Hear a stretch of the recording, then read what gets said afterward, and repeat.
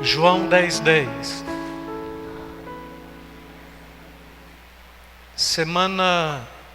Este mês, eu venho falando, esta é a 4ª semana. Falei Deus é luz, falei Deus é amor, Deus é espírito e hoje Deus é vida. E a referência bíblica mesmo é João 10:10, que é uma passagem que todos nós conhecemos, todos nós sabemos, sem abrir a Bíblia mesmo. E diz: o ladrão vem senão para roubar, matar e destruir, mas eu vim para que tenha vida, para que tenham vida e vida em abundância, amém? Abundância de vida. Podem sentar, amados. Quando a gente para trabalhar o conceito de Deus, ou para tentar compreender aquilo que a gente chama na teologia de aspecto cognitivo de Deus, aquilo que se permite conhecer de Deus, a gente trabalha com os atributos comunicáveis e com os atributos incomunicáveis. E a gente trabalha também com características de Deus, fora dos atributos. Por exemplo, Deus é luz, Deus é amor, ainda que amor é um atributo de Deus, um atributo natural de Deus. Deus é espírito e Deus é vida. E a gente vai procurar mais adjetivos para Deus, e a gente vai encontrar ainda mais adjetivos para Deus. Mas neste contexto, Deus que é vida, quando o próprio Jesus está falando aqui para a nação de Israel, ele traz esta consciência deste Deus que nos amou, que nos ama, e que tem em si a proposta de nos trazer vida. E esta vida não é uma vida que se esvai, não é uma vida que se desgasta com o tempo, não é uma vida que à medida que o tempo passa você vai perdendo ela pelo caminho, mas a Bíblia diz é vida abundante. Abundante é que transborda, é que passa das bordas para fora. E quando a gente tenta compreender Deus, uma das questões, irmãos, é que a causa do amor de Deus é o próprio Deus. Poderíamos muito bem falar que a causa do amor de Deus é o ser humano, mas nós estamos falando de Deus. E a causa do amor de Deus é o próprio Deus, assim também como a causa da vida de Deus também é o próprio Deus. Deus é vida por si só. Ninguém deu vida a Deus. Deus é vida por si só. No Evangelho de João ainda 3,36, diz que Jesus é fonte de vida eterna.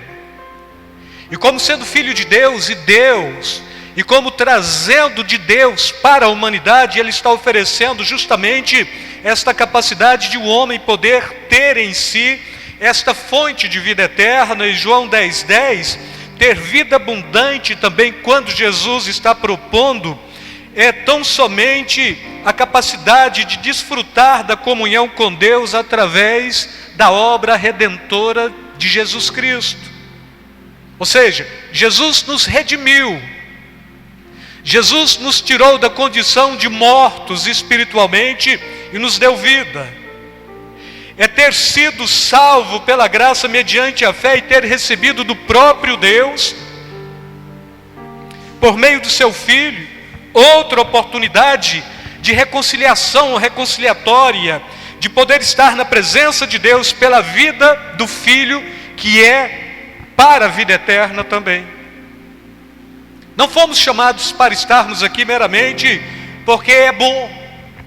Não fomos chamados para estarmos aqui porque aqui a gente vai se relacionar e a gente vai criar um círculo social onde todos teremos a oportunidade de expressar o que pensamos, o que sentimos, e todos vão compartilhar, e aí a gente vai festejar e assim por diante. Mas nós estamos aqui em detrimento deste Deus que proporciona vida eterna, e a única proposta de estarmos aqui em primeira instância é justamente isto: compreender que o Deus que me chamou, Ele me chamou, e quando Ele me chamou, Ele pôs em mim a capacidade de ter vida eterna, porque Ele pôs em mim seu próprio Espírito, e este Espírito também é vida.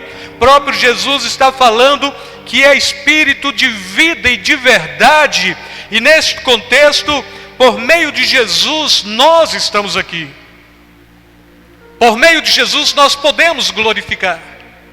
Por meio de Jesus nós podemos outra vez pensar na possibilidade de que temos a quebra da maldição do Adão que pecou, da Eva que pecou, e um novo começo, um recomeço, uma geração nova, ou uma regeneração, não por algo que se corrompe, mas por algo que é para a vida eterna. Vida, e vida em abundância, é o segredo para o povo de Deus. Gostamos de cogitar muitas possibilidades hoje, dentro da igreja, por exemplo, como vai ser a arquitetura do templo. É moda a igreja hoje estar toda de preto, com luz negras aqui nas laterais, estrobo, e à medida que começa a cantar, começa a fazer uma lavagem cerebral na sua cabeça, porque roda aquilo, você está olhando para aquilo, e você não sabe bem onde está. Você está dentro da igreja, se você está dentro de uma boate, você está dentro de um outro ambiente qualquer, e quando sai deste tempo de celebração, de suposta adoração, de auê, né, de uma outra possibilidade qualquer, você sai e vai embora para casa cheio de nada, porque preparou um ambiente para te traduzir nada. Não se prega a palavra de Deus, não se vive a palavra de Deus. Se cogita hoje muita possibilidade de trabalhar o ego do homem, porque quando massageia o ego do homem, o líder, ele está sendo e tendo a sua resposta, que é de fato saquear o bolso do homem. Mas não estamos muito preocupados nesta condição de falar que para ter vida e vida eterna, sobretudo está falando de comunhão, e comunhão está falando de santificação, santificação está falando então do ato da cruz de Cristo por nós, que nos redimiu e nos purificou de todo pecado, e nos trouxe outra vez uma possibilidade de termos a garantia de vida eterna, porque fomos criados para a eternidade com Deus. Adão falhou, Jesus não falhou, e o ato de estarmos aqui é justamente isso. Vida por vida é o grande segredo que a maioria de nós ainda não compreendeu. O Filho de Deus deu a sua vida por você. Ele morreu por você. A vida do Filho de Deus por sua vida. Paulo diz que por um amigo alguém ousaria morrer, mas jamais alguém ousaria morrer pelo inimigo, porque Jesus foi à cruz pelos nossos pecados, enquanto éramos inimigos de Deus por natureza. Ele nos deu vida. Jesus se entregou na cruz. A vida do Filho de Deus, por sua vida, foi derramada na cruz, a fim de você poder, pela fé, desfrutar dela, daquilo que ele fez. Não foi a cruz que absorveu a vida de Jesus, mas à medida que Cristo estava crucificado, a vida dele foi se esvaindo, e a raça humana, mediante a fé, foram absorvendo esta capacidade de vida eterna, e isto ele ofereceu para aqueles que aceitassem, para aqueles que crescem, para aqueles que tivessem fé, e para aqueles que tivessem a disposição de caminhar com o próprio Deus, de serem santos. Vida abundante. Ele esvazia da sua vida na cruz e transferiu a sua própria vida para cada um de nós. Ele abdicou da sua própria vida para dá-la a você, a mim, a nós. Ele esvaziou de toda a sua glória. Ele toma forma de homem para vir, para entregar a sua vida por cada um de nós. Bom, então eu tenho vida de Deus. Você pode ter vida de Deus, sim, caso você creia, e caso você tenha relacionamento, comunhão, regeneração, santo, seja santificado, seja prudente, decente. E não vai nesta que uma vez salvo, salvo para sempre, irmãos, porque a Bíblia ela está trazendo um outro indicativo: aperfeiçoai a vossa salvação com temor e com tremor. Paulo está falando, Demas era cooperador, mas me abandonou amando o presente século. Será que isso não é indicativo de que este camarada havia perdido a possibilidade de ter vida eterna, vida abundante. Jesus morreu, Jesus doou da sua vida, Ele te redimiu, Ele te resgatou, Ele te justificou, Ele te santificou, e depois Ele te regenerou, Ele te fez nova criatura, Ele te fez coisa nova, Ele te fez alguém capaz de poder olhar para o sacrifício pela fé e adorar a Deus, sabendo que então o Pai aceitaria isto outra vez, porque isto é fato, isto é real, e todos quantos experimentaram isto, vive esta realidade do sacrifício da cruz, e não temos o que questionar, e não temos nada para provar também. Não temos que provar a existência de Deus, e não temos que provar também a transformação do ser humano. Para homens não, mas tudo isto você faz para Deus. Deus sabe quem você é, Deus te conhece, Deus te salvou, te remiu. O profeta diz, Ele te chamou pelo nome, Ele fez uma declaração de possessividade: tu és meu, eu te gerei. Você foi gerado pelo sangue de Jesus. Na velha aliança, a vida de um inocente deveria ser paga com outra vida. O Novo Testamento, ele muda totalmente este padrão, mas no Velho Testamento, um inocente, caso ele fosse vitimado por alguém, este alguém que o vitimou seria responsável pela morte do inocente, ele daria a sua própria vida também. Se um homem tivesse a sua vida tirada, aquele que atirou deveria pagar com pena capital, ou deveria pagar com a própria morte. Levíticos capítulo 24, versículos 19 a 21 diz: quando também alguém desfigurar o seu próximo, como ele fez, assim se fará a ele. Quebradura por quebradura, olho por olho, dente por dente. Como ele tiver desfigurado algum homem, assim se lhe fará. Quem, pois, matar um animal, há de trazer a restituição, mas quem matar um homem, será morto. Era muito simples, não era vida por vida, era morte por morte. Jesus veio e mudou esta história, vida por vida. Ele doou da sua vida, Ele entregou a sua vida por você. Ele era o inocente na história, mas Ele pagou o preço pelo condenado. E a Bíblia diz, Paulo está falando, que Ele rasgou a carta de sentença, que estava escrito condenado. Ele rasgou a sentença que era contra nós, Ele rasgou. E isto na cruz do Calvário. Na graça, a vida de um inocente redimiu outras vidas. Redimir, irmãos, é fazer a reparação, é consertar o erro. Redimir é pegar aquele que era criminoso e é absolver o crime que ele cometeu. Éramos condenados de um crime contra Deus, mas Jesus, Ele veio e pelo seu sangue Ele nos redimiu, Ele nos comprou de volta, Ele nos tirou da escravidão do pecado. Estávamos à exposição, vendidos, Ele nos comprou, Ele quebrou as nossas algemas, Ele quebrou as nossas amarras, Ele nos tirou da condição de escravos para servos, de escravos para filhos da luz, de escravos para filho do reino do Filho do seu amor, ou para o reino do Filho do seu amor. Então todos nós temos esta capacidade de poder olhar para Deus como sendo alguém que nos amou, e em nos amando nos deu toda a possibilidade de ter vida, mas não esta vida de 50, 60, 70, 80, Caleb 85 conquistando, Moisés sobe o monte para morrer com 120 anos, mas ele deu vida que transborda, vida abundante, vida por contemplar a comunhão com o Filho de Deus, vida por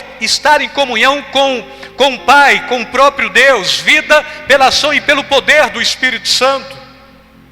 Você tem vida, você não é venenoso, você não pode ser venenoso, você tem vida. Você não pode ser este tipo de gente que envenena alguém ou que infecciona o outro. Você tem vida. A vida que Deus te deu não foi para infectar pessoas, mas foi para transmitir vida a outros. Porque a vida do Filho de Deus está no seu coração pela fé, e você pode transmitir esta mesma vida para aqueles que estão perecendo aí pelo caminho, morrendo, sem expectativas, sem possibilidades de vida. Ele fez a reparação do nosso erro com o seu sangue e nos deu vida enquanto estávamos mortos. É o que a palavra de Deus está falando. E Pedro, escrevendo a sua segunda carta, no capítulo 1, no versículo 3, ele diz: visto como o seu divino poder nos deu tudo o que diz respeito à vida e à piedade. Então ele está falando, pelo poder de Deus, pelo poder divino de Deus, todos nós recebemos a vida e a piedade pelo conhecimento daquele que nos chamou pela sua glória e virtude. Qual foi a virtude de Jesus, irmãos? Deixar de ser Deus, tornar-se homem, servo, ir à cruz, morrer, ser sepultado, ressuscitar ao terceiro dia, ter ascensão de volta para o céu, ser glorificado, estar à direita de Deus, Romanos 8, e ainda intercedendo por você. Qual é a sua virtude pela vida que Jesus te deu? Falar bem do irmão, orar pelo irmão, aconselhar o irmão, socorrer o irmão, acudir o irmão, procurar aquele que está padecendo, assistir aquele que está necessitado. Esta é a virtude que Ele deu por sua glória, e esta é a virtude que nós devemos ter também em nós, na compreensão de que o Senhor nos chamou, e quando Ele nos chamou, Ele não nos chamou meramente para sermos meramente religiosos, envenenados, perigosos, intransigentes, preconceituosos e mortais. Ele não nos intoxicou com a religião. Alguns intoxicaram por si só. Ele te deu vida. Entenderam? Quantos têm vida? Quantos podem glorificar a Deus porque tem vida? Vida eterna, vida que transborda, vida que transmite vida, vida que resgata outras vidas. É isto que Ele fez por você. Deus nos deu a vida de seu Filho para que nós pudéssemos ter de Deus algo partilhado. É muito comum a gente partilhar coisas entre amigos. A gente partilha casa, a gente partilha comida, a gente partilha amizade. Partilhamos a mesma amizade, é comum ouvirmos pessoas falando isso. Se não tem dinheiro, a gente vai ali e compra alguma coisa que dá para comer e a gente partilha no meio. E Deus partilhou Jesus com você. Partilhou Ele. É a coisa mais estranha de se pensar. E quando partilhamos também, nós não partilhamos aquilo que é muito precioso, porque se é muito precioso é só meu. Mas Ele partilhou o que Ele mais tinha de precioso. Nós somos arrogantes, egoístas, prepotentes, não gostamos de partilhar, sequer gostamos de sair do nosso círculozinho imbecilizado, porque olha, eu sou crente, sou salvo, sou santo, vivo aqui, estou no meio da congregação. Tem gente aí fora precisando de ouvir, de ter um ombro amigo, de compreender, olha, alguém está me perdoando. E nós estamos aqui fazendo alguma coisa que diz respeito ao reino de Deus e que pressupostamente, porque temos vida, mas não temos esta abordagem de acolher e de assistir e de acudir o outro que está por lá. E quando a gente vê um crente fracassando, a gente olha e fala, olha, eu não falei que ele não ia dar conta? Eu sabia.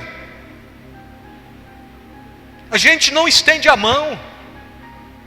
A gente não faz nada de bom para trazê-lo de volta. Bem feito.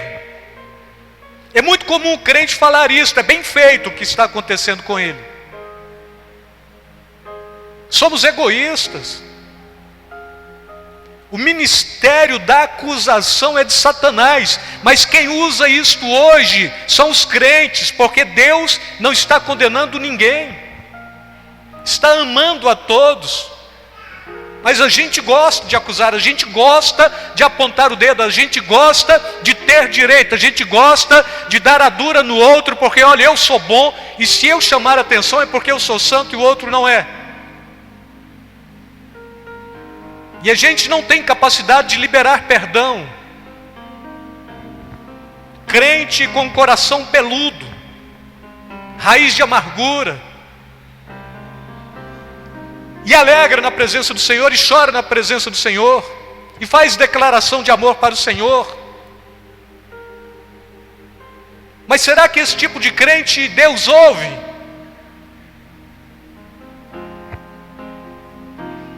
Ele te deu vida, a vida do Filho de Deus, é a vida do próprio Deus. Jesus, ele é da mesma essência do Pai, ele não é criatura de Deus, ele é gerado da mesma essência do Pai. Então, se ele é gerado da mesma essência do Pai, ele é gerado de Deus, então ele é Deus. Agora ele se torna homem, é 100% homem, é 100% Deus, e o próprio Pai pega este homem, pelo seu sacrifício, entrega para você, por você,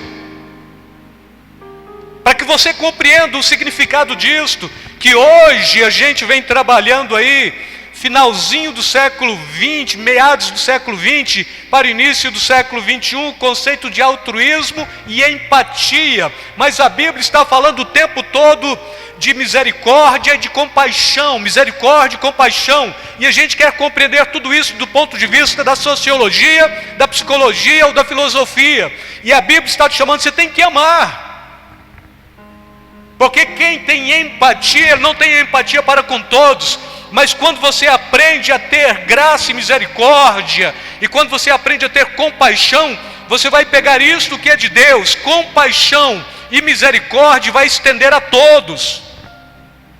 Não tem gente estranha para o crente. A única pessoa estranha para o crente é Satanás.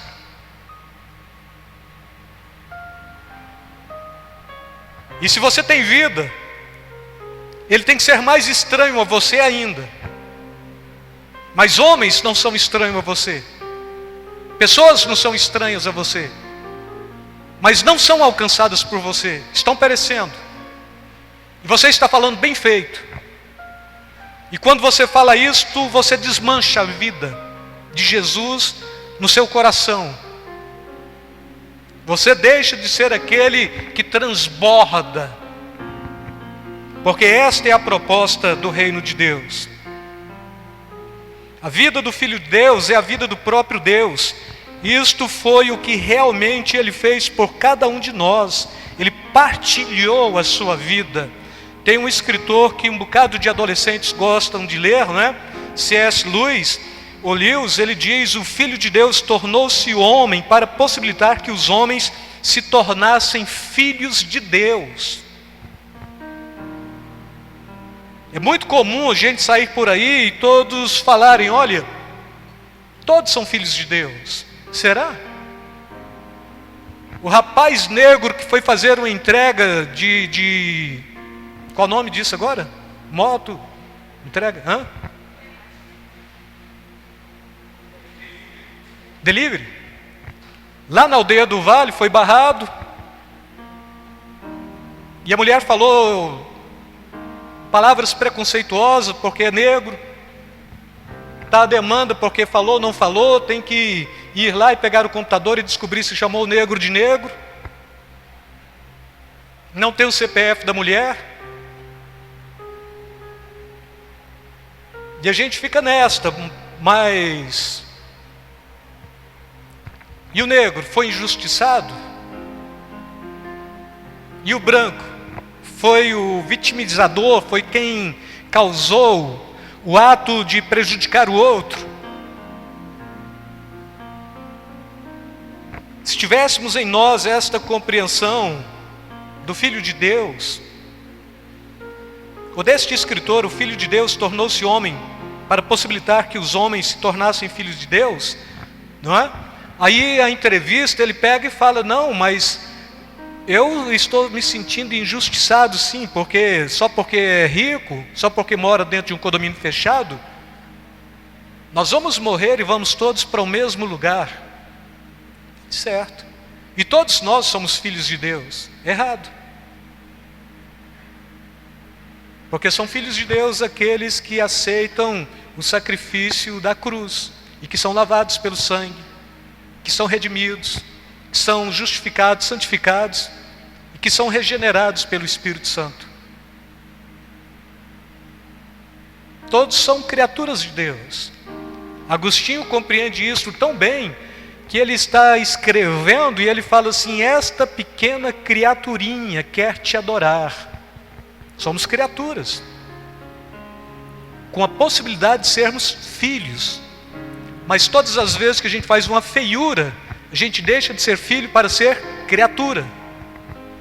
Aí vem João Calvino e fala, já está salvo. Aí vem Armínio e fala, não, é pela graça irresistível. Aí vem Lutero e fala, não, é pela fé. E a Bíblia, tão somente ela está falando o que é. João 10:7, eu sou a porta das ovelhas, ele é aquele por meio do qual você recebe a vida eterna. Esta verdade fica ainda mais nítida no versículo 9, ele diz, eu sou a porta, se alguém entrar por mim, será salvo.